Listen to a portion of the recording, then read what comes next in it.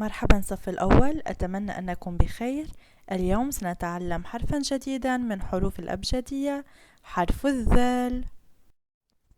سنقرأ قصة حرف الذال. هيا بنا.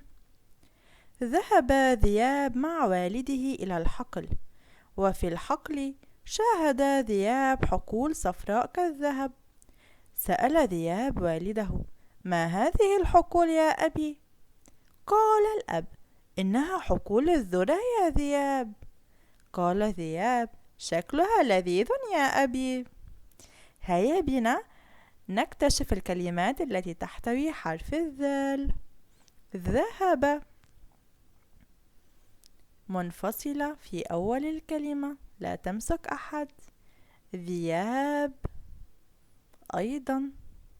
مع والده إلى الحقل، لم نسمع حرف الذال. وفي الحقل شاهد ذياب، مرة أخرى ذياب.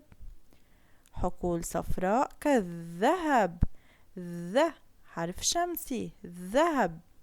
سأل ذياب مرة أخرى والده: ما هذه؟ هذه متصلة. حقول يا أبي. قال الأب: إنها حقول الذرة، أيضا متصلة. ذياب مرة جديدة، ذياب أيضا. وهنا لدينا لذيذ، ذي صوت طويل، وذ صوت قصير، لذيذا. هيا بنا نقرأ الكلمات. لدينا الكلمة الأولى ذهب، لدينا ذياب وقد تكررت عدة مرات. ذرة، الذرة، الذهب، لذيذا. إذن هذه هي الكلمات التي احتوت حرف الذال. الآن سنكتشف أشكال حرف الذال.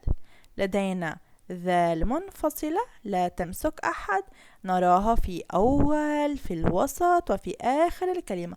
نستطيع أن نكتب هذا الشكل أينما كان في الكلمة. وهنا لدينا حرف الذال متصلة في آخر الكلمة، ونستطيع أن نراها أيضا في الوسط. سنقرأ الآن أصوات حرف الذال. هيا بنا.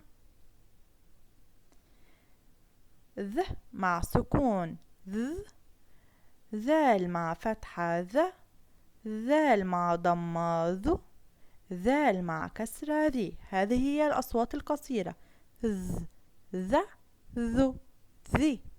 الآن الأصوات الطويلة: ذه، ذا، ذه، ذو، ذ، ذي. ولدينا ذي مع ياء متصلة أيضا ذي. إذن ذا، ذو، ذي، ذي. الآن التنوين: تنوين الفتح ذن، تنوين الضم ذن، وتنوين الكسر ذن.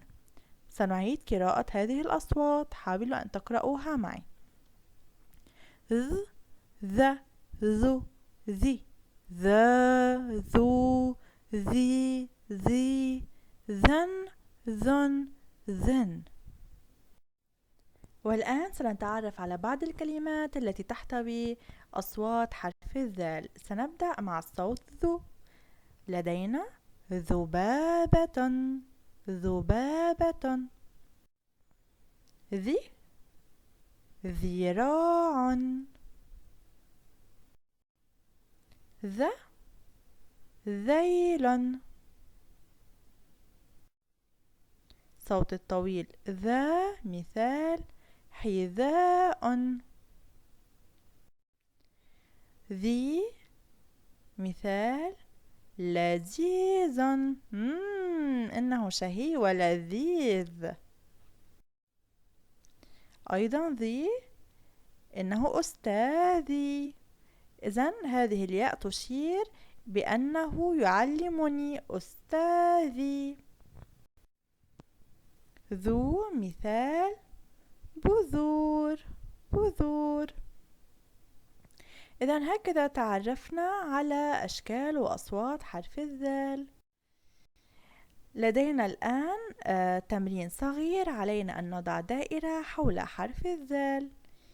الكلمات سنقرأها مع بعضنا البعض: ذرة، الزر، أستاذ، دب، الذئب، ورد.